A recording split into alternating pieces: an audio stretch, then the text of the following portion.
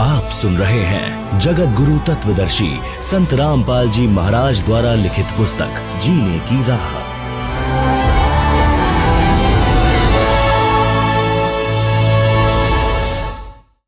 आप सुन रहे हैं जगत गुरु तत्वदर्शी संत रामपाल जी महाराज द्वारा लिखित पुस्तक जीने की राह का पेज नंबर 67। शब्दार्थ। धर्म वही करता है जिसके हृदय में दया है। दया धर्म की जड़ है तथा पाप वह करता है जिसमें अभिमान भरा है। अभिमान पाप की जड़ है। कबीर परमात्मा ने कहा है कि दयावान के साथ परमात्मा रहता है, अभिमानी के पास नहीं रहता। भक्त राम भक्त की पुत्रवधू जिस भक्तमती के पास बैठी थी वह बोली कि बहन आप भी कुछ सेवा कर लो। सत्संग वचन। गुरुदेव जी बताते हैं कि जो सेवा भक्ति करेगा उसी को फल मिलेगा। मैं भोजन खाऊंगा तो मेरा पेट भरेगा, आप खाओगे तो आपका पेट भरेगा। सब प्राणी परमात्मा के बच्चे हैं। आप धनी के बच्चे समझकर सेवा करो। जैसे एक धनी की लड़की 8-9 वर्ष की थी, उसकी देख रेख के लिए एक नौकरानी रखी थी। वह उस लड़की को गर्मियों में स्कूल छोड़ने जाती थी तो उस लड़की के ऊपर छाते यानी छतरी से छाया करके चलती थी। स्वयं धूप सहन करती थी, जिससे धनी खुश रहता था और नौकरानी को तनख्वाह देता था। आप सब यह विचार करके अपने परायों का ध्यान रखें। सास ससुर की सेवा, छोटे बड़े की सेवा, सबका सम्मान करना आप जी का परम कर्तव्य है। यदि आप अपने सास ससुर, माता पिता या अन्य आश्रितों की सेवा करोगे तो परमात्मा आपकी सेवा का प्रबंध करेगा। आप अपने छोटे बड़े बच्चों को भी सत्संग में साथ लाया करो। बच्चों में भी छोटे बड़ों की सेवा करने, अच्छा व्यवहार करने के संस्कार पड़ेंगे। वे बच्चे बड़े होकर आपकी यानी जब आप वृद्ध हो जाओगे तब भी सेवा ऐसे ही करेंगे जैसे बेटी एक बाप माँ को छोड़कर नए माता यानी सास पिता यानी ससुर के पास आती है। अब जन्म के माता पिता तो इतने ही साथी थे, उन्होंने पाल पोस कर नए माता पिता को सौंप दिया। सास ससुर का कर्तव्य है कि आने वाली बेटी को अपनी बेटी की तरह प्यार दें। भेदभाव स्वप्न में भी नई बेटी व अपनी जन्म की बेटी में न करें, जो झगड़े की जड़ है। पुत्र वधू को चाहिए कि नए घर की परिस्थितियों के अनुसार अपने को ढाले, माँ के घर वाले बर्ताव को कम प्रयोग करे। अब पुत्र वधू का घर परिवार यही ससुराल है। आप सुन रहे हैं जगत गुरु तत्वदर्शी संत रामपाल जी महाराज द्वारा लिखित पुस्तक जीने की राह का पेज नंबर 68। शिक्षा कथा। एक पुत्रवधू अपनी सास को बहुत दुखी रखती थी। उसको फूटे हुए मिट्टी के घड़े के टुकड़े यानी ठीकरे में भोजन खिलाती थी, जैसे कुत्तों को खिलाते हैं। कभी कभी साफ करती थी। उसके लड़के का विवाह हुआ। कुछ समय उपरांत सास की मृत्यु हो गई। तब वह अपनी पुत्रवधू से बोली कि इस ठीकरे को फोड़कर बाहर फेंक दो। वह पुत्रवधू बोली कि सास जी, आपको भी इसी ठीकरे में भोजन दिया करूंगी। आपने बड़े जुल्म वृद्धा के साथ किए हैं। तब वह अपनी गलती को समझकर बहुत रोई। पुत्रवधू बुद्धिमान थी। शाम तक उस ठीकरे को नहीं फोड़ा। उसकी सास को वह ठीकरा दुश्मन दिखाई देने लगा। पुत्रवधू ने कहा कि माताजी, मैंने सत्संग सुने हैं, मैं अपने कर्म खराब नहीं करूंगी। यह कहकर ठीकरा फोड़ दिया। पाप कर्म के कारण सास को कैंसर का रोग हो गया। सारा दिन चिल्लाए, पुत्रवधू उसकी सेवा करे, कोई कसर नहीं छोड़ती थी, परंतु कहती थी कि सासू मां, सेवा तो मैं दिलो जान से करूंगी, परंतु तेरे पाप को मैं नहीं बांट पाऊंगी। यह कष्ट तो आपको ही भोगना पड़ेगा। यदि सत्संग सुने होते तो यह दिन नहीं देखने पड़ते। तब उस जालिम औरत ने कहा कि बेटी, मैं महापापिनी हूं, क्या मेरा भी उद्धार हो सकता है? मैं भी दीक्षा लेना चाहती हूं। लड़की सत्संगी घर की थी। उसको पता था कि दीक्षा लेकर भक्ति करने से पाप कर्म नष्ट होते हैं। जिनके अधिक पाप हैं, भक्ति करने से लाभ ही होगा। पाप कम ही होंगे तथा भविष्य में मानव जन्म भी मिल जाता है, यदि मर्यादा में रहकर अंतिम श्वास तक साधना करता रहे। सत्संग में गुरुदेव जी उदाहरण देकर समझाते हैं कि जैसे किसी का वस्त्र कम मैला है तो थोड़े प्रयास से ही निर्मल हो जाता है, यदि अधिक मैला है तो 2-3 बार साबुन पानी से धोने से निर्मल हो जाता है। जिसमें अधिक मैला कर रखा है तथा अन्य दाग भी लगाए हैं तो ड्राई क्लीन से साफ हो जाता है। यदि साफ करने का इरादा दृढ़ हो तो मिस्त्री का काला हुआ वस्त्र भी साफ हो जाता है। लड़की यानी पुत्रवधू को पता था कि सास जी ने तो मिस्त्री वाली दशा कर ली, फिर भी परमात्मा की शरण से अवश्य लाभ ही होता है। इस उद्देश्य से अपनी सासू मां को दीक्षा दिला दी। कुछ समय पश्चात कैंसर में कुछ पीड़ा कम हो गई। सत्संग सुनकर उसे रोना आया कि माता पिता की बहू बेटों से क्या आकांक्षा होती है। मुझ पापिन ने अपनी सासू जी के साथ क्या बर्ताव किया। मुझे तो यह रोग होना ही था। यदि पहले यह ज्ञान सुनने को मिल जाता तो मैं क्यों यह पाप करती, निर्मल जीवन जीती, सासू मां की आत्मा भी खुश करती, अपना जीवन सफल कर लेती।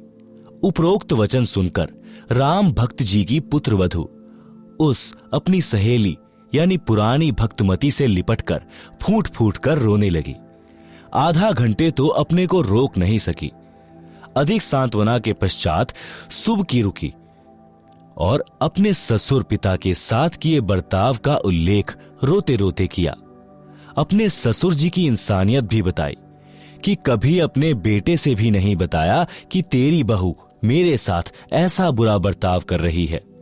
बेटे के पूछने पर यही कहता था कि बेटा किसी प्रकार की सेवा में कमी नहीं है, बड़े अच्छे घर की बेटी है, समझदार है। हमारा सौभाग्य है कि यह अपने घर आ गई। हमारा तो इस बेटी ने घर बसा दिया है। मैं पापिन ये शब्द सुनकर भी नरम नहीं पड़ी, क्योंकि मेरी आत्मा पर पाप कर्मों की परत चढ़ चुकी थी, जो 2-3 बार सत्संग सुनने के पश्चात पाप की परत उतरी है। आत्मा में अच्छे संस्कार उठने लगे हैं। 3 दिन सत्संग सुनकर भक्त राम भक्त पोता पोती तथा पुत्रवधू के साथ घर पर आ गया। बच्चों ने भी वहां छोटे बच्चों को खाना खिलाने, पानी पिलाने की सेवा करते अन्य पुराने सत्संगी बच्चों को देखा तो वे भी सेवा करने लगे। घर पर आकर अपने दादाजी के लिए पानी की बाल्टी भरकर दोनों भाई बहन लटका लाए और बोले, दादाजी स्नान कर लो। राम भक्त जी ने कहा कि बच्चों तुम्हारे पेट में दर्द हो जाएगा, इतना भार मत उठाओ, मैं अपने आप ले आऊंगा। बच्चे बोले कि दादाजी सत्संग में गुरुजी ने बताया था कि सेवा करने से लाभ ही लाभ मिलता है, कोई कष्ट नहीं होता।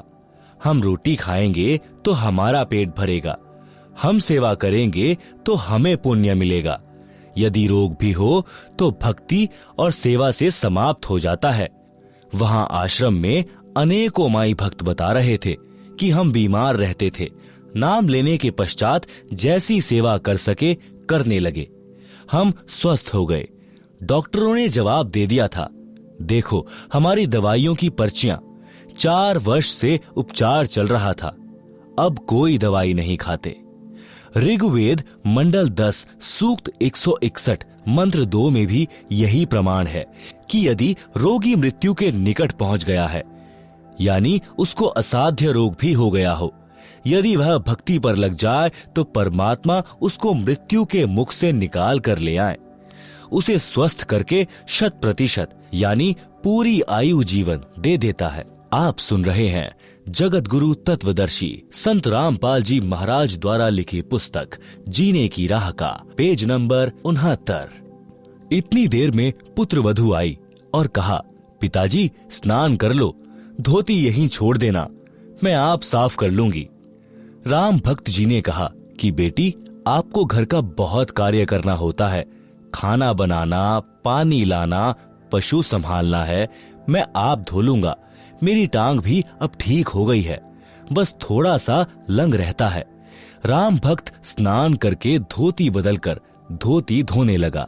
उसी समय बच्चों ने आकर धोती छीन ली और लेकर अंदर भाग गए और अपनी माताजी को दे दी। फिर कुर्ता भी ले गए, दूसरा कुर्ता लाकर दे दिया। लड़का खेत से पशुओं का चारा लेकर आया और पहले की तरह पिता को देखा और बिना बोले आगे घर में चला गया। उसने देखा कि पत्नी निर्मला हलवा बना रही थी। उसने सोचा कोई त्योहार होगा, फिर सब्जी रोटी बनाई। सर्वप्रथम गुरु भगवान को 2 कटोरियों में भोग लगाया तथा फिर एक थाल में रोटी, कटोरियों में हलवा तथा सब्जी डालकर अपने ससुर जी के पास लेकर गई और बोली, पिताजी भोजन खा लो, भूख लगी होगी, दूर से आए हैं। राम भक्त बोला, बेटी मेरे को यह हजम नहीं होता, सूखी रोटियां ला दे, मैं बीमार हो जाऊंगा। राम भक्त जी ने सोचा था कि भावना में बहकर बेटी आज तो सब सेवा कर देगी, परंतु लड़का इसको धमकाएगा क्योंकि उसको सत्संग का ज्ञान नहीं है, कहीं घर में झगड़ा ना हो जाए। इतने में लड़का भी आ गया। अपनी पत्नी को बोला, पिताजी ठीक कह रहे हैं, ले चल अंदर। पिता का कमरा गली पर था, बच्चों का रहने का अंदर को था। पत्नी बोली, चुप रह, मैंने बहुत पाप इकट्ठे कर लिए, अब पिताजी की सेवा मैं स्वयं करूंगी। लड़का चुप हो गया। राम भक्त ने दोनों बच्चों को थोड़ा थोड़ा हलवा दिया। पुत्र वधू को देने लगा तो बोली कि आप क्या खाओगे, घर पर और भी बहुत सारा हलवा प्रसाद बचा है, पिताजी आप खाओ, नहीं खाओगे तो मेरी आत्मा रोएगी। भक्त राम भक्त जी ने गुरुदेव भगवान का स्मरण किया और भोजन खाया।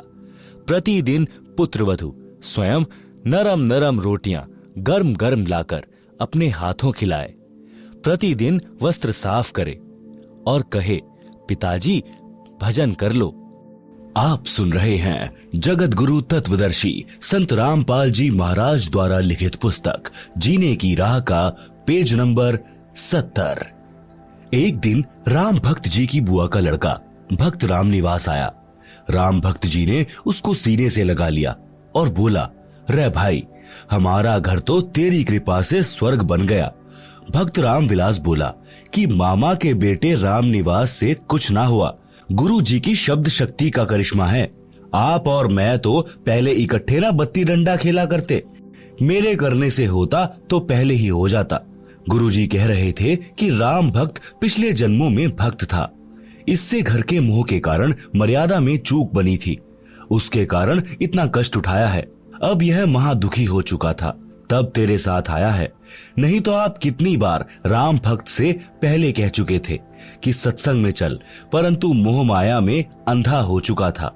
यह कष्ट और पुत्र पुत्र वधू का व्यवहार इसके लिए वरदान बन गया है। कबीर जी ने कहा है कि सुख के माथे पत्थर पड़ो, जो नाम हृदय से जाए, बलिहारी व दुख के जो पल पल राम रटाए। भावार्थ, हे परमात्मा, इतना सुख भी ना देना जिससे तेरी भूल पड़े, जिस दुख से परमात्मा की पल पल याद बनी रहे, वैसे दुख सदा देते रहना। मैं बलिहारी जाऊं उस दुख को जिसके कारण परमात्मा की शरण मिली। भक्त राम भक्त जी ने भक्त राम निवास जी से कहा कि अब के सत्संग में बेटे प्रेम सिंह को ले जाना, इसका उद्धार हो जाएगा। अगले सत्संग में जो 1 महीने पश्चात होना था, भक्त राम निवास जी आए और प्रेम सिंह को अपने घर ले जाने के बहाने ले गए। घर से सत्संग में ले गए। 3 दिन तक आश्रम में रहे, सत्संग सुना, अन्य पुराने भक्तों से उनकी आप बीती सुनी तो सत्संग के रंग में रंग गया।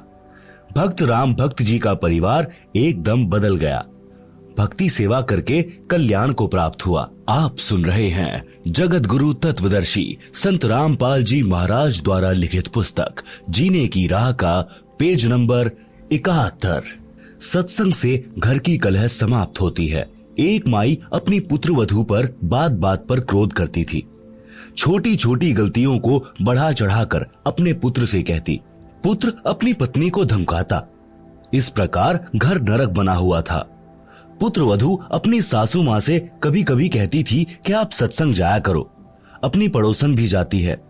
सासू माँ बोली कि सत्संग में तो आई गई यानी बदचलन स्त्रियां जाती हैं, जिनका संसार में सम्मान नहीं होता, जो अच्छे कुल की नहीं हैं। हम खानदानी हैं, हमारा क्या काम सत्संग में। ऐसे पुत्रवधू ने कई बार कोशिश की, परंतु माई मानने को तैयार नहीं होती। एक दिन गांव की स्त्री किसी कार्यवश उनके घर आई तो सास अपनी पुत्रवधू को गालियां दे रही थी, धमका रही थी कि आने दे तेरे खसम को, आज तेरी खाल उतरवाऊंगी। बात क्या थी कि गिलास में चाय रखी थी, जो सास के लिए डालकर पुत्रवधू बच्चे को लेने अंदर चली गई थी, जो सोया था, जागने पर रो रहा था। उस बच्चे को उठाकर लाने में 1 मिनट भी नहीं लगी थी कि इसी बीच में कुत्ता आया और चाय के गिलास में जीभ मारने लगा। गिलास गिर गया, चाय पृथ्वी पर बिखर गई। सासू माँ आंगन में उस गिलास से मात्र 20 फुट की दूरी पर चारपाई पर बैठी थी। हट्टी कट्टी थी, खेतों में सैर करके आती थी, परंतु काम के हाथ नहीं लगाती थी। इसी बात पर कलह कर रही थी। गांव के दूसरे मोहल्ले से आई माई सत्संग में जाती थी। सब बात सुनकर उसने भतेरी यानी उस सास का नाम भतेरी था से कहा कि आप सत्संग चला करो। उसका वही उत्तर था। उस सत्संग वाली भक्तमती ने बहुत देर सत्संग में सुनी बातें बताई, परंतु भतेरी मानने को तैयार नहीं थी। भतेरी की दूसरी बहन उसी मोहल्ले में विवाह रखी थी, जिस पान्ने की वह सत्संग वाली माई जानकी थी। भतेरी की बहन का नाम दया कौर था। जानकी ने जाकर दया कौर से बताया कि तेरी बहन भतेरी ने तो घर का नरक बना रखा है, बिना बात की लड़ाई करती है। मैं कल किसी कामवश गई थी, एक चाय का गिलास कुत्ते ने गिरा दिया, उसी का महाभारत बना रखा था। दया कौर भी जानकी के कहने से सत्संग सुनने गई थी और दीक्षा ले ली थी। जानकी ने कहा कि उसको जैसे तैसे एक बार सत्संग में ले चल। जब तक संतों के विचार सुनने को नहीं मिलते तो व्यक्ति व्यर्थ की टेंशन यानी चिंता स्वयं रखता है तथा घर के सदस्यों को भी चिंता में रखता है। दया कौर अगले दिन अपनी बहन के घर गई। किसी बहाने भतेरी को अपने घर ले गई। वहां से कोई अन्य औरतें सत्संग में जाने के लिए जानकी के घर के आगे खड़ी थी। वे दया कौर को सत्संग में चलने के लिए कहने उसके घर गई। वहां उसकी बहन भतेरी को देखकर उसे भी कह सुनकर साथ ले गई। भतेरी ने जीवन में प्रथम बार सत्संग सुना। आश्रम में कैसे स्त्री पुरुष रहते हैं, सब आंखों देखा तो अच्छा लगा। जैसा अनाप शनाप सुना करती थी वैसा आश्रम में कहीं देखने को नहीं मिला। सत्संग में बताया गया कि कई व्यक्ति अपनी बहन, बेटियों, बहुओं तथा अन्य स्त्रियों को सत्संग नहीं भेजते और न स्वयं जाते हैं। वे कहते हैं कि हमारे सत्संग में जाने से घर की इज्जत का नाश हो जाएगा, हमारी बहू बेटियां बदनाम हो जाएंगी। उनको विचार करना चाहिए कि सत्संग में न आने से परमात्मा के विधान का ज्ञान नहीं होता कि भक्ति न करने वाले स्त्री पुरुष अगले जीवन में महान कष्ट भोगते हैं। आप सुन रहे हैं जगत गुरु तत्वदर्शी संत रामपाल जी महाराज द्वारा लिखित पुस्तक जीने की राह का पेज नंबर 72। सूक्ष्म वेद में बताया है कि जो मनुष्य शरीर प्राप्त करके भक्ति नहीं करते उनको क्या हानि होती है। कबीर जी कहते हैं, हरि के नाम बिना नारी कुतिया होए, गली गली भौकत फिरे टूक न डाले कोय। संत गरीबदास जी की वाणी से बीबी पर्दे रहे थी, ड्योडी लगती बाहर, अब गात उघाड़े फिरती है बन कुतिया बाजार। वे पर्दे की सुंदरी सुनो संदेशा मोर, गात उघाड़े फिरती है करे सरायों शोर। नक बेसर नक पर बनी पहने थी हार हमेल, सुंदरी से कुतिया बनी सुन साहिब के खेल। भावार्थ, मनुष्य जीवन प्राप्त प्राणी यदि भक्ति नहीं करता है तो वह मृत्यु के उपरांत पशु पक्षियों आदि आदि की योनियां प्राप्त करता है। परमात्मा के नाम जाप बिना स्त्री अगले जन्म में कुतिया का जीवन प्राप्त करती है, फिर निर्वस्त्र होकर नंगे शरीर गलियों में भटकती रहती है, भूख से बेहाल होती है। उसको कोई रोटी का टुकड़ा भी नहीं डालता। जिस समय वह आत्मा स्त्री रूप में किसी राजा, राणा तथा उच्च अधिकारी की बीवी यानी पत्नी थी, वे उसके पूर्व जन्मों के पुण्य का फल था, जो कभी किसी जन्म में भक्ति धर्म आदि किया था। वह सर्व भक्ति तथा पुण्य स्त्री रूप में प्राप्त कर लिए। वह आत्मा उच्च घरानों की बहू बेटियां थी। तब पर्दों में रहती थी, काजू किशमिश डालकर हलवा तथा खीर खाती थी। उनका झूठा छोड़ा हुआ नौकरानियां खाती थी। उनको सत्संग में नहीं जाने दिया जाता था, क्योंकि वे उच्च घरानों की बहुएं तथा बेटियां थी। घर से बाहर जाने से बेइज्जती मानती थी। बड़े घरों की इज्जत इसी में मानी जाती थी कि बहू बेटियां का पर्दों में घर में रहना उचित है। इन कारणों से वह पुण्यात्मा सत्संग विचार न सुनने के कारण भक्ति से वंचित रह जाती थी। उस मानव शरीर में वह स्त्री गले में 9-9 लाख रुपए के हमेल हार पहनती थी, नाक में सोने की नाथ पहनती थी। उसी हार श्रृंगार में अपना जीवन धन्य मानती थी। भक्ति न करने से वे अब कुतिया का जीवन प्राप्त करके नंगे शरीर गलियों में एक एक टुकड़े के लिए तरस रही होती हैं। शहर में पहले सराय यानी धर्मशाला होती थी। यात्री रात्रि में उनमें रुकते थे, सुबह भोजन खाकर प्रस्थान करते थे। वह पर्दे में रहने वाली सुंदर स्त्री कुतिया बनकर धर्मशाला में रुके यात्री का डाला टुकड़ा खाने के लिए सराय यानी धर्मशाला में भौंकती हैं। रोटी का टुकड़ा धरती पर डाला जाता है, उसके साथ कुछ रेत मिट्टी भी चिपक जाती है। वह सुंदरी जो काजू किशमिश युक्त हलवा खीर खाती थी, भक्ति नहीं करती थी, उस रेत मिट्टी युक्त टुकड़े को खा रही है। यदि मनुष्य शरीर रहते रहते पूरे संत से नाम लेकर भक्ति कर लेती तो ये दिन नहीं देखने पड़ते। आप सुन रहे हैं जगत गुरु तत्वदर्शी संत रामपाल जी महाराज द्वारा लिखित पुस्तक जीने की राह का पेज नंबर 73। पुहलोबाई की नसीहत। एक राजा ने पुहलोबाई के ज्ञान विचार सुने, बहुत प्रभावित हुआ। उस राजा की 3 रानियां थी। राजा ने अपनी रानियों को पुहलोबाई के विषय में बताया। राजा ने कई बार पुहलोबाई भक्तिन की अपनी रानियों के सामने प्रशंसा की। अपने पति के मुख से अन्य स्त्री की प्रशंसा सुनकर रानियों को अच्छा नहीं लगा, परंतु कुछ बोल नहीं सकी। उन्होंने भक्तमती पुहलोबाई को देखने की इच्छा व्यक्त की। राजा ने पुहलोबाई को अपने घर पर सत्संग करने के लिए कहा, तो पुहलोबाई ने सत्संग की तिथि तथा समय राजा को बता दिया। सत्संग के दिन रानियों ने अति सुंदर तथा कीमती वस्त्र पहने तथा सब आभूषण पहने। अपनी सुंदरता दिखाने के लिए कोई कसर नहीं छोड़ी।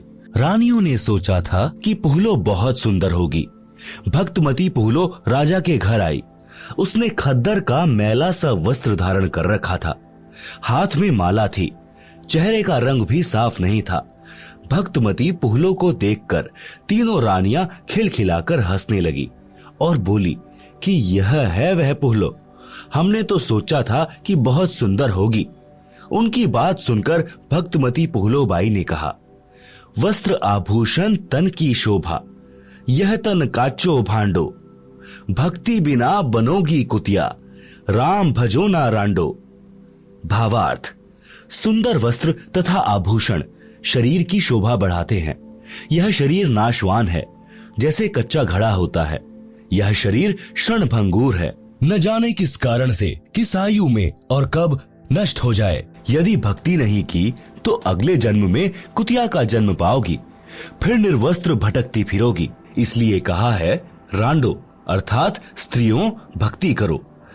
रांड शब्द विधवा के लिए प्रयोग होता है, परंतु सामान्य रीति में स्त्रियां अपनी प्रिय सखियों को प्यार से संबोधित करने में प्यारी गाली के साथ प्रयोग किया करती। अब शिक्षित होने पर यह शब्द प्रयोग नहीं होता। भक्तमती पुहलोबाई ने सत्संग सुनाया। कबीर परमेश्वर जी की साखियां सुनाई। कबीर, हरि के नाम बिना नारी कुतिया होए, गली गली भौंकत फिरे, टूक न डाले कोय।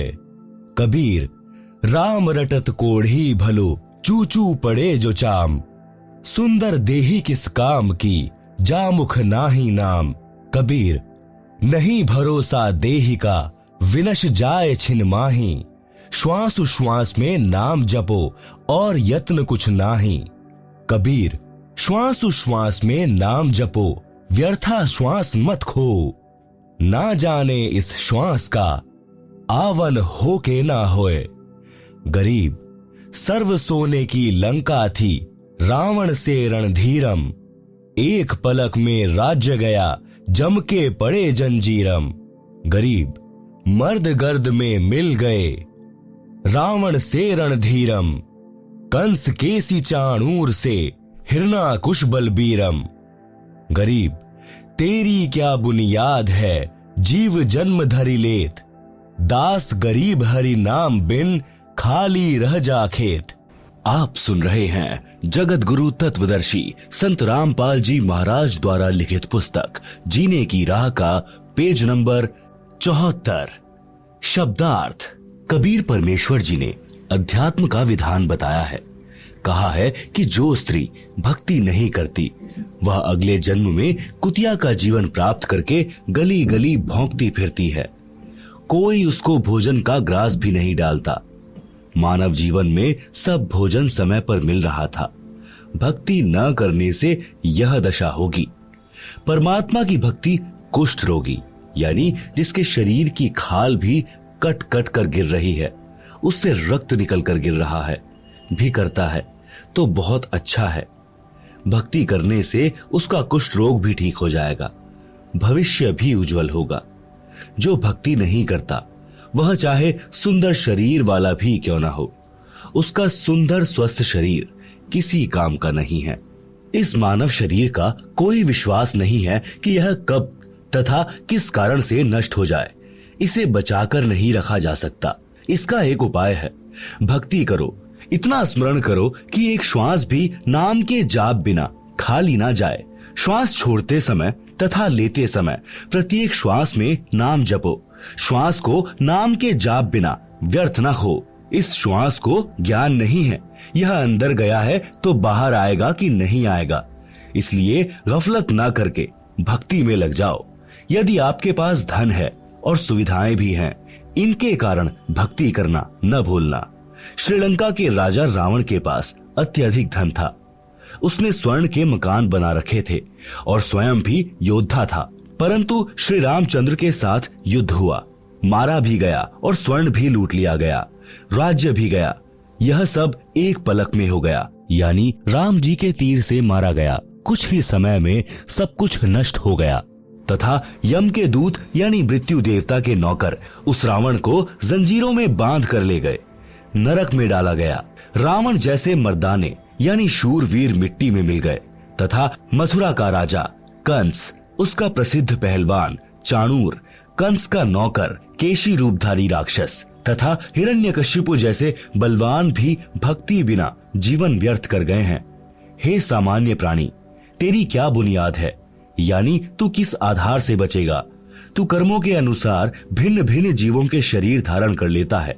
संत गरीब दास जी ने परमेश्वर कबीर जी के बताए ज्ञान से कहा है कि भक्ति न करने से तेरे को ऐसी हानि होगी जैसे किसान खेत में बीज न बोने से भूखा मरता है, उसे कोई लाभ नहीं होता। भक्तिन पुहलो ने इस संसार की वास्तविकता बताई तथा भक्ति बिना होने वाले कष्ट बताए। छोटे से राज्य के टुकड़े को प्राप्त करके आप इतना गर्व कर रहे हो, यह व्यर्थ है। लंका के राजा रावण ने सोने के मकान बना रखे थे। सत्य भक्ति न करने से राज्य भी गया, स्वर्ण भी यहीं रह गया, नरक का भागी बना। राजा रानियों ने उपदेश लेकर भक्ति की तथा जीवन धन्य बनाया। आप सुन रहे हैं जगत गुरु तत्वदर्शी संत रामपाल जी महाराज द्वारा लिखित पुस्तक जीने की राह का पेज नंबर 75। कबीर हरि के नाम बिन राजा रषभ होए, मिट्टी लदे कुम्हार के घास न नीरे कोय। भगवान की भक्ति न करने से राजा गधे का शरीर प्राप्त करता है, कुम्हार के घर पर मिट्टी ढोता है, घास स्वयं जंगल में खाकर आता है।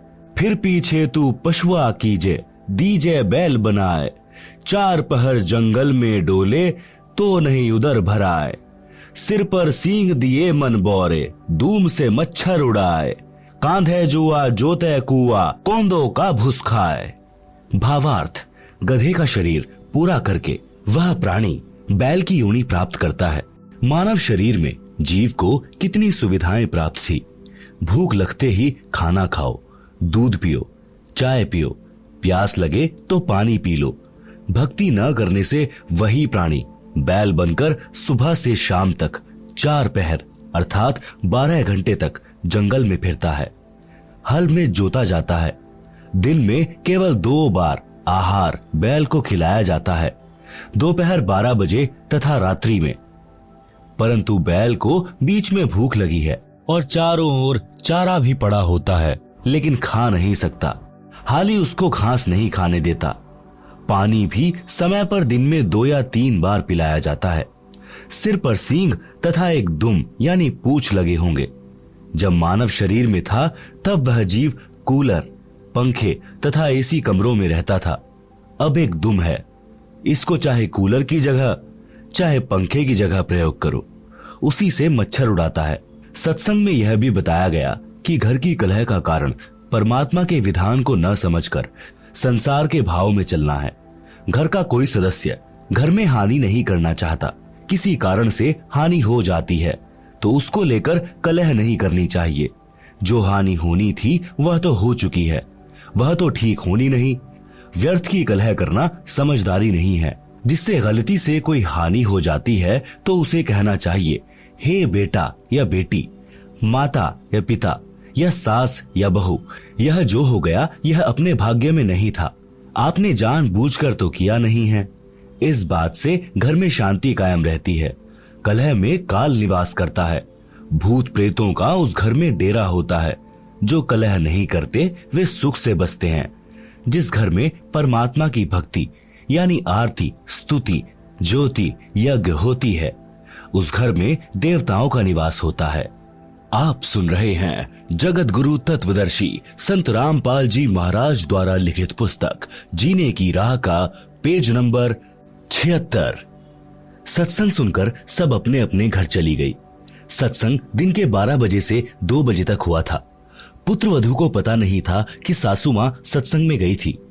अगले दिन सुबह भैंस का दूध निकालकर पुत्रवधू उस दूध की भरी बाल्टी को छत में लगे कुंडे वाले सरिये में प्रतिदिन की तरह टांगने लगी।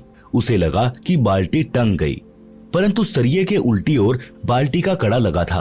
पुत्रवधू ने सोचा कि ठीक लगा है और बाल्टी छोड़ दी। बाल्टी पृथ्वी पर गिर गई, दूध बिखर गया। आवाज सुनकर भतेरी आई और पुत्रवधू दूध की बजाय सासू माँ की ओर मायूसी से देख रही थी। बोलना उचित नहीं समझा, क्योंकि पुत्रवधू को पता था कि सासू माँ किसी भी सफाई के वचन नहीं सुनती थी। सोच रही थी कि आज का सारा दिन कलह में जाएगा, शाम को पति आएगा, उससे भी पिटाई करवाएगी। हे परमात्मा, यह कौन बनी? ऐसी गलती तो कभी नहीं हुई थी। हे सतगुरु, कुछ तो दया करो। मैं तो आपकी भक्ति भी भूलने को हो रही हूँ। मुझे तो सारा दिन सासू माँ के श्लोक याद रहते हैं। भतेरी बोली, बेटी, जो होना था वह हो गया। आज हमारे भाग्य में दूध है नहीं, चिंता न कर। इस दूध को ऊपर से हाथों से बाल्टी में डालकर भैंस को पिला दे। यह कहकर जो नाम दीक्षा ली थी उसका जाप करने लग गई। पुत्रवधू को अपने कानों पर विश्वास नहीं हो रहा था। सोच रही थी कि माताजी आज पता नहीं कौन सा स्टेशन यानी रेडियो आकाशवाणी पकड़ गई। ये शीतल वचन भतेरी की बोरी यानी बारदाना में नहीं थे, इसमें खल भरी थी। आसपास से निकलती थी तब भी बड़बड़ की झल निकलती थी। पुत्रवधू का नाम निशा था। वह सोच रही थी कि निशा, आज निशा में यानी रात्रि में तेरी बुरी होगी दशा। निशा की सोच थी कि पति को बताएगी। वह माता की बात सुनकर मेरी कुछ नहीं सुनता, अच्छी बुरी कहेगा। सारा दिन और रात्रि रोने में जाएगी। निशा ने दूध बाल्टी में डालकर भैंस को पिला दिया। बाल्टी धोकर रख दी। भतेरी आई और बोली कि बेटी, रोटी खा ले, चिंता मत कर। बेटी, मैं कल मेरी बहन दया कौर के साथ दिन में सत्संग में गई थी। मेरी तो आंखें खुल गई। मैं तो बहुत कल्हारी बनी हुई थी। बेटी, हो सके तो क्षमा कर देना। पीछे हुआ सो हुआ, आगे से अपनी बेटी को पलकों पर रखूंगी। मेरी असली बेटी तो तू है। जन्मी बेटी तो अगलों की थी, वह चली गई। अपना दुख सुख साझा है। मेरी तो एक दिन के सत्संग ने ही आंखें खोल दी। बेटी, अगले रविवार को आप भी चलना, मैं भी चलूंगी। धीरे धीरे बेटे को भी ले चलेंगे। निशा ने अपने गुरुजी का फोटो यानी स्वरूप कपड़ों में छिपा रखा था। फोटो निकालकर चरणों में शीश रखकर कहा कि हे गुरुवर, आज आपने अपनी बेटी की पुकार सुन ली, घर स्वर्ग बना दिया। शाम को चतर सिंह आया तो माता ने दूध गिरने का जिक्र भी नहीं किया। कुछ दिन बाद चतर सिंह को भी नाम दिला दिया। कुछ समय पश्चात निशा के गुरुजी आ गए। निशा ने बताया कि गुरुजी, मेरी सासू माँ बहुत अच्छी हैं, इसने भी गुरु का नाम ले लिया है। भतेरी ने कहा, महाराज जी, निशा ने कभी नहीं बताया कि इसने दीक्षा ले रखी है। यह मेरी कलह से डरती होगी। अब बताया है जब मैंने नाम ले लिया। अच्छा किया इसने। यदि पहले बता देती तो मैं और अधिक दुखी करती और पाप की भागी बनती। निशा के गुरुजी ने कहा, माई भतेरी, आप तो आसमान से गिरी और खजूर में अटकी हो, क्योंकि आपकी दीक्षा शास्त्रानुकूल नहीं है। सत्य साधना बिना मोक्ष नहीं हो सकता। जैसे रोग की सही औषधि खाने से ही रोग से मोक्ष मिलता है, इसी प्रकार सत्य साधना करने से जन्म मरण के रोग से मुक्ति मिलती है। निशा ने सोचा कि सासू माँ नाराज ना हो जाएं, इसलिए बीच में ही बोल उठी कि गुरुजी, सुना है आपने नई पुस्तक लिखी है, वह संगत ने छपवाई है, क्या आपके पास है? गुरुजी बोले, हे बेटी, आपको देने के लिए आया हूँ। यह कहकर गुरुजी दूसरे कक्ष में गए जिसमें ठहरे थे। उसमें थैला रखा था। निशा भी साथ साथ गई और बोली, गुरुदेव, भीड़ के छत्ते को मत छेड़ो, मुश्किल से शांत हुआ है। गुरुजी बोले, हे बेटी, अब तेरी सास जी की पूरी रुचि भक्ति में है, अब यह मानेगी। गुरुजी 3 दिन रुके, तत्व ज्ञान समझाया। भतेरी ने भी गुरु बदल लिया और अपना कल्याण करवाया। आप सुन रहे हैं जगत गुरु तत्वदर्शी संत रामपाल जी महाराज द्वारा लिखित पुस्तक जीने की राह का पेज नंबर 77। सत्संग से घर स्वर्ग बन गया। चारों ओर शांति हो गई। जहां गाली गलौज के सारा दिन गोले छूटते थे, अब उस घर में परमात्मा के ज्ञान की गंगा बहने लगी। भक्तमती निशा के गुरुजी परमेश्वर कबीर जी थे, जो अन्य वेश में सत्य भक्ति प्रचार करने के लिए घूमते फिरते थे। उन्होंने बताया कि किस प्रभु की भक्ति करनी चाहिए। पढ़ें इसी पुस्तक के पृष्ठ 226 पर।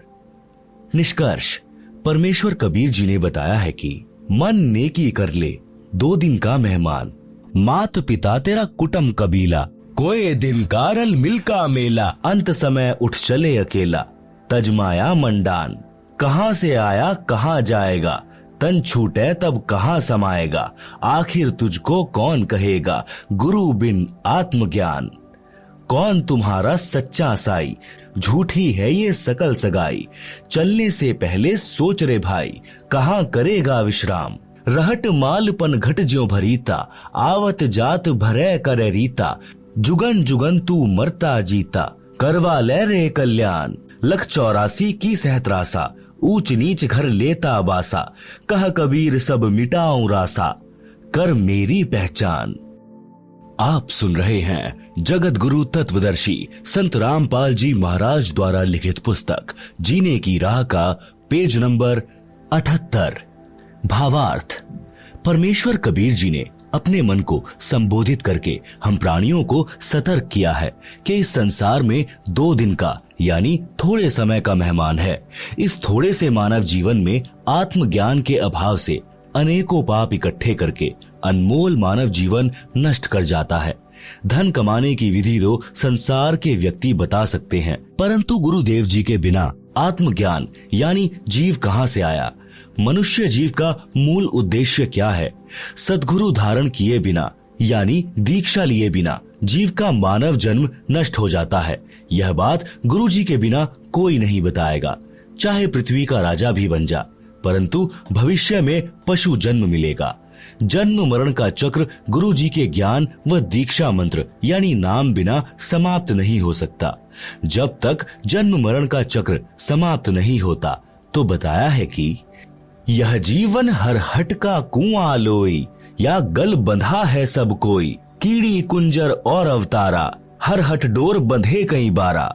भावार्थ, जैसे रहट के कुएं में लोहे की चक्री लगी होती है, उसके ऊपर बाल्टियों की चैन वेल्ड की जाती है, उसको रहट कहा जाता था। पहले बैल या ऊंट से चलाते थे, जैसे कोल्हू बैल ऊंट से चलाते हैं। पहले अधिक चलाते थे। रहट की बाल्टियां नीचे कुएं से पानी भरकर लाती हैं, ऊपर खाली हो जाती हैं। यह चक्र सदा चलता रहता है। इसी प्रकार पृथ्वी रूपी कुएं से पाप तथा पुण्यों की बाल्टी भरी ऊपर स्वर्ग नरक में खाली की। इस प्रकार जन्म मरण के चक्र में जीव सदा रहता है। ऊपर के शब्द में यही समझाया है कि संसार में परिवार धन सब त्याग कर एक दिन अकेला चला जाएगा, फिर कहीं अन्य स्थान पर जन्म लेकर यही क्रिया करके चला जाएगा। यदि आप घर से किसी अन्य शहर में जाते हैं तो जाने से पहले निश्चित करते हो कि वहां जाएंगे, उसके बाद कहां विश्राम करेंगे, परंतु संसार छोड़कर जाते हो तो कभी विचार नहीं करते कि कहां विश्राम करोगे। हे जीव, 84 लाख प्रकार के प्राणियों के शरीरों में प्रताड़ना सहन करता है, मरता जीता यानी नए प्राणी का जीवन प्राप्त करता है। कभी राजा बनकर उच्च बन जाता है, कभी कंगाल बनकर नीच कहलाता है। परमात्मा कबीर जी समझा रहे हैं कि अवतार गण यानी राम, कृष्ण आदि आदि भी सत्य साधना न मिलने के कारण जन्म मरण के चक्र में पड़े हैं। सत्य साधना मेरे पास है। हे प्राणी, तू मेरे को पहचान। मैं समर्थ परमात्मा हूँ। मैं तेरा जन्म मरण का सर्व झंझट समाप्त कर दूंगा। जगत गुरु तत्वदर्शी संत रामपाल जी महाराज द्वारा लिखित पुस्तक जीने की राह के पेज नंबर 79 पर काल लोक में जन्म मरण रूपी हरहट यानी चक्र का चित्र दिया गया है, जिसे आप पुस्तक में देख सकते हैं। आप सुन रहे हैं जगत गुरु तत्वदर्शी संत रामपाल जी महाराज द्वारा लिखित पुस्तक जीने की राह का पेज नंबर 80, शब्द नंबर 2। नाम सुमर ले सुकर्म कर ले, कौन जाने कल की, खबर नहीं पल की। कोड़ी कोड़ी माया जोड़ी, बात करे छल की। पाप पुण्य की बांधी पोटरिया, कैसे होवे हल्की। माता पिता परिवार भाई बंधु, त्रिरिया मतलब की। चलती बरियां कोई न साथी, या माटी जंगल की। तारों बीच चंद्रमा ज्यों झलके, तेरी महिमा झला झलकी। बने कुकरा विष्टा खावे, अब बात करे बल की। ये संसार रैन का सपना, ओस बूंद जल की। सतनाम बिना सबे साधना, गारा दलदल की। अंत समय जब चले अकेला, आंसू नैन ढलकी। कह कबीर गह शरण मेरी हो, रक्षा जल थल की। भावार्थ, परमात्मा कबीर जी ने बताया है कि हे भोले मानव यानी स्त्री पुरुष, परमात्मा का नाम जप कर शुभ कर्म कर। पता नहीं कल यानी भविष्य में क्या दुर्घटना हो जाएगी। एक पल का भी ज्ञान नहीं है। धन का संग्रह छल कपट किए बिना होगा ही नहीं, जिसमें से कुछ धन पर भी खर्च कर देता है।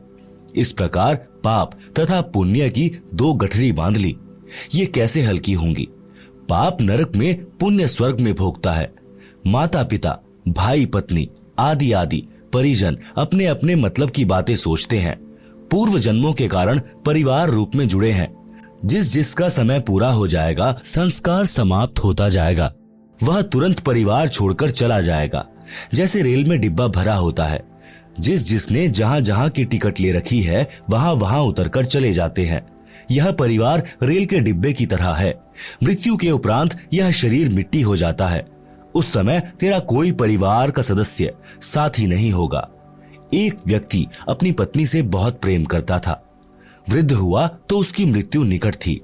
उसने अपनी पत्नी से कहा कि आप मेरे साथ चलोगी। वह तुरंत मना कर गई कि ना, मैं ना मरूं तेरे साथ, तेरे ते 3 साल छोटी सूं। वृद्ध को उस दिन सदमा हो गया। उसने उससे बात करना भी बंद कर दिया। निकट आए तो मुंह मोड़ ले, बोले कुछ नहीं। 60 वर्ष के साथ में उस वृद्ध को पहली बार एहसास हुआ कि कोई किसी का नहीं है। यदि उस वृद्धा को समझ होती और वास्तविक प्रेम होता तो कहती कि मुझे भी साथ ले चलना। वृद्ध ने क्या साथ ले जाना था, उसका मन खुश हो जाता, आसानी से मर जाता। समय से पूर्व वृद्धा को कौन मारता। इससे सिद्ध है कि वास्तविक प्रेम की बातें दूर की कौड़ी हैं, सब स्वार्थ के कारण जुड़े हैं। हे मानव, पूर्व जन्म के जप तप तथा धर्म संस्कार से वर्तमान में मंत्री, प्रधानमंत्री या उच्च अधिकारी बनकर ऐसे सुशोभित हो रहा है जैसे रात्रि में तारों के मध्य में चांद की शोभा होती है। यदि सत्संग विचार नहीं सुने तो आत्मज्ञान के बिना परमात्मा की भक्ति न करके भविष्य के जन्म में कुत्ता बनकर बिष्ठा यानी गोबर टट्टी खाएगा। अब तू अपने बल यानी शारीरिक शक्ति, पद की ताकत की बातें करता है, फिर पशु बनकर महान कष्ट उठाएगा। आप सुन रहे हैं जगत गुरु तत्वदर्शी संत रामपाल जी महाराज द्वारा लिखित पुस्तक जीने की राह का पेज नंबर 81। नर से फिर पशुआ कीजे, गधा बैल बनाई, 56 भोग कहाँ मन बोरे, कुरड़ी चरने जाई। शब्दार्थ, जो मनुष्य यानी स्त्री पुरुष सत्य भक्ति शास्त्र अनुसार गुरु से दीक्षा लेकर नहीं करता, वह मृत्यु के पश्चात पशु जीवन प्राप्त करता है। वह गधे या बैल के शरीर प्राप्त करता है। मानव शरीर में स्वादिष्ट भोजन खाता था। गधा बनने के पश्चात अच्छा खाना नहीं मिलता। गधे का शरीर धारण करके जंगल में कूड़े के ढेर से गंदा भोजन व घास खाता है। इसलिए भक्ति करो। हे मानव, संसार में तेरा जीवन ऐसे है जैसे सुबह ओस के जल की बूंदें घास पर चमक रही होती हैं, जो कुछ समय में समाप्त हो जाती हैं। इसलिए पूर्ण सद्गुरु से सतनाम यानी सच्चे नाम जाप मंत्र लेकर भक्ति करके जीव का कल्याण करा ले। सच्चे शास्त्रानुकूल भक्ति मंत्र के अतिरिक्त सब शास्त्र विरुद्ध साधना तो दलदल की गारा के समान है, निकालने की बजाय दुगना फंसाती है। वह साधना परमेश्वर कबीर जी के पास थी तथा कुछ संतों को भी परमेश्वर कबीर जी ने बताई थी, परंतु उनको अन्य को बताने को मना किया था। वर्तमान में यानी सन 1997 से मुझ दास यानी रामपाल के पास है। मेरे अतिरिक्त वर्तमान में किसी भी संत व गुरु के पास शास्त्र प्रमाणित भक्ति मंत्र नहीं है। आओ दीक्षा लो और अपना तथा अपने परिवार का जीवन सफल बनाओ।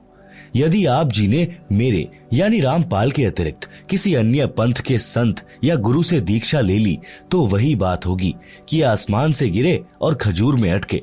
घर के रहोगे न घाट के। मैं यानी लेखक पहले गांव गांव में सत्संग करता था। मेरा सत्संग सुनते जो आत्मा को हिलाकर रख देता है। मेरे से नाम दीक्षा नहीं लेते, अन्य संतों से दीक्षा लेते थे। वहां से कोई लाभ नहीं हुआ। कई वर्ष भटककर मेरे से दीक्षा ली तो सुखी हुए। उपरोक्त सत्संग वचनों से निष्कर्ष निकलता है कि यदि सत्संग के विचार सुनने को मिल जाएं, तो घर स्वर्ग बन जाता है। उसके बिना नरक सा जीवन जीना पड़ता है। इस प्रकार विश्व उद्धार संभव है। सब प्रेम प्यार से जीवन यापन करके मोक्ष प्राप्त कर सकते हैं। यह अति अनिवार्य है। वर्तमान की कुछ सत्य कथाएं। भक्त सुरेश दास के उजड़े परिवार को बसाया। डीगल गांव भक्त का नाम सुरेश अहलावत तथा भक्तमती का नाम यशवंती। डीगल गांव गवाह है कि भक्त सुरेश शराब, सुल्फा, तंबाकू का घड़ा आदि था। घर की थौर बटोर कर रखा था। बहन यशवंती यानी सुरेश की पत्नी असाध्य रोग से पीड़ित थी। 2 लड़के छोटी आयु के थे जो पिता को घर पर आते देख छुप जाते थे। घर में झगड़ा रहता था। बहन यशवंती का एक भाई हरियाणा पुलिस में डीएसपी था, जो अब सेवानिवृत्त हो चुका है। नाम है भक्त राजेंद्र सिंह राठी। गांव भापड़ोदा। उसने अपनी बहन के उपचार में कोई कसर नहीं छोड़ी थी, परंतु व्यर्थ रही। आप सुन रहे हैं जगत गुरु तत्वदर्शी संत रामपाल जी महाराज द्वारा लिखित पुस्तक जीने की राह का पेज नंबर 82।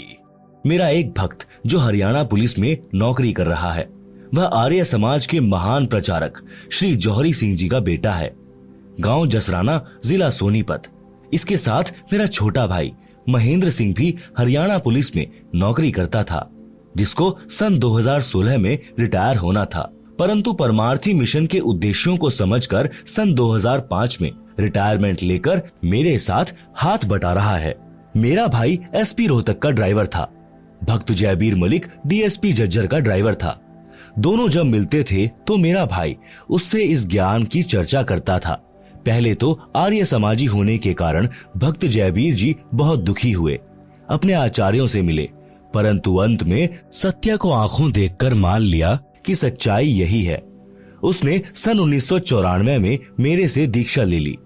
सन 1995, 1996 तक भक्त राजेंद्र सिंह राठी जज्जर में कार्यरत थे तथा जयबीर जी उनके ड्राइवर थे।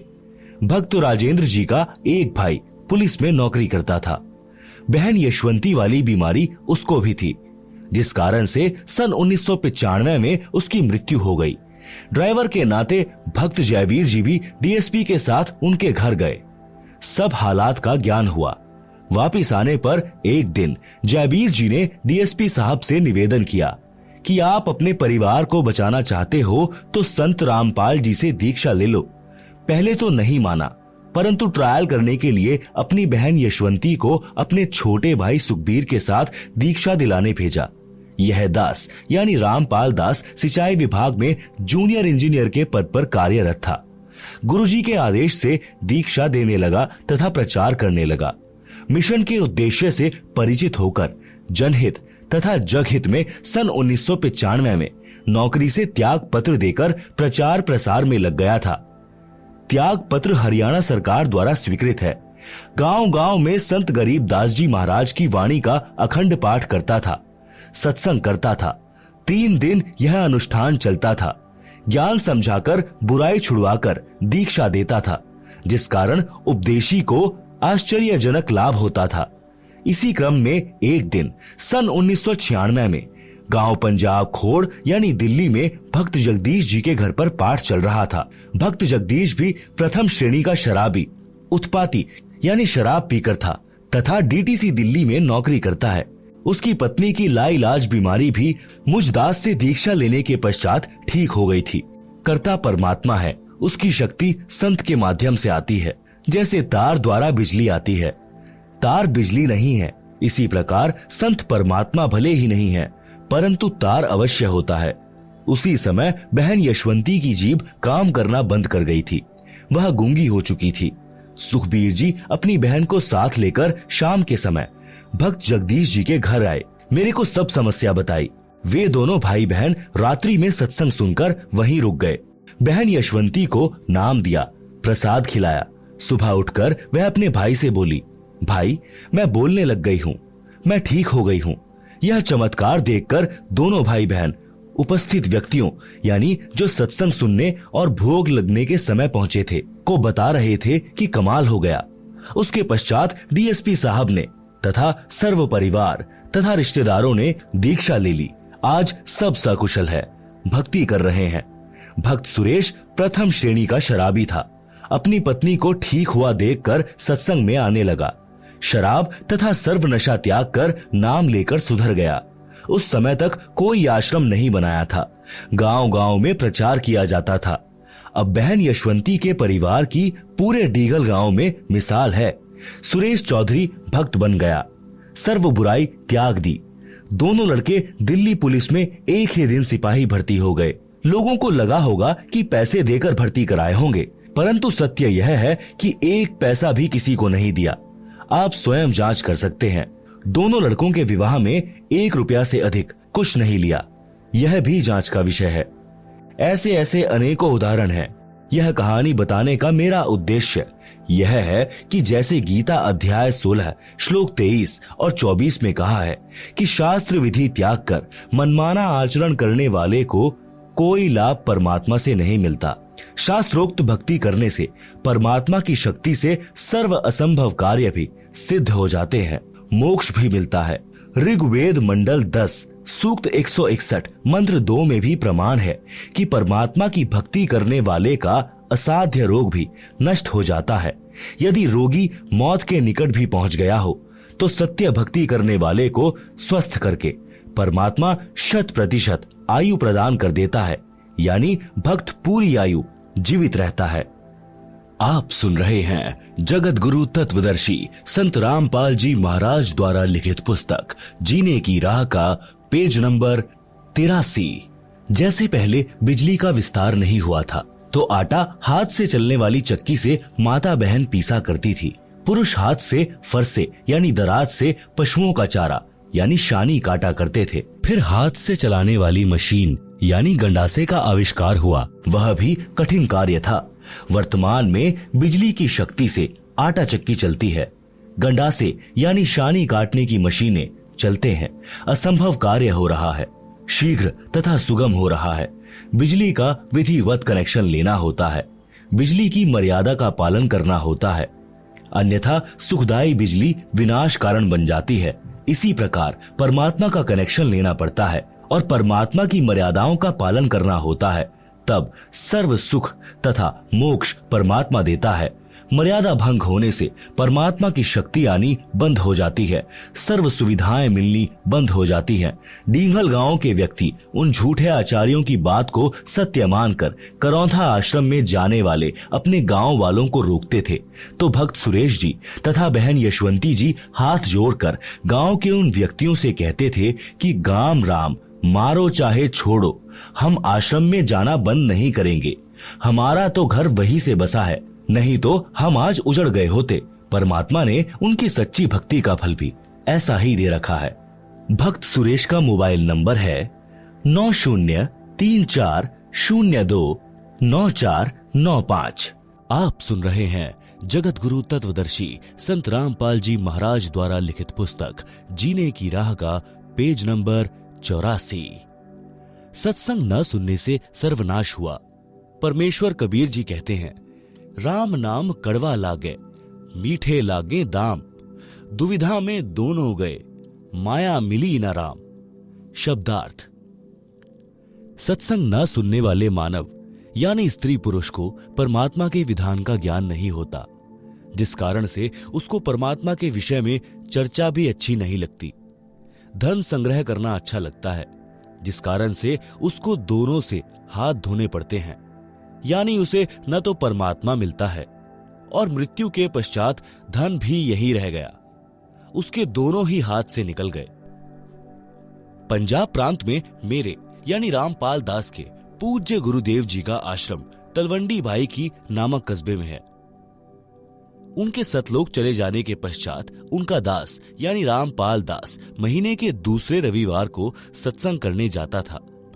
मेरे गुरुदेव जी के कुछ शिष्य तलवंडी भाई की कस्बे के सेठ भी हैं। उनका रिश्तेदार शुक्रवार को एक वृद्धा की मौत पर शोक व्यक्त करने सपरिवार आया था।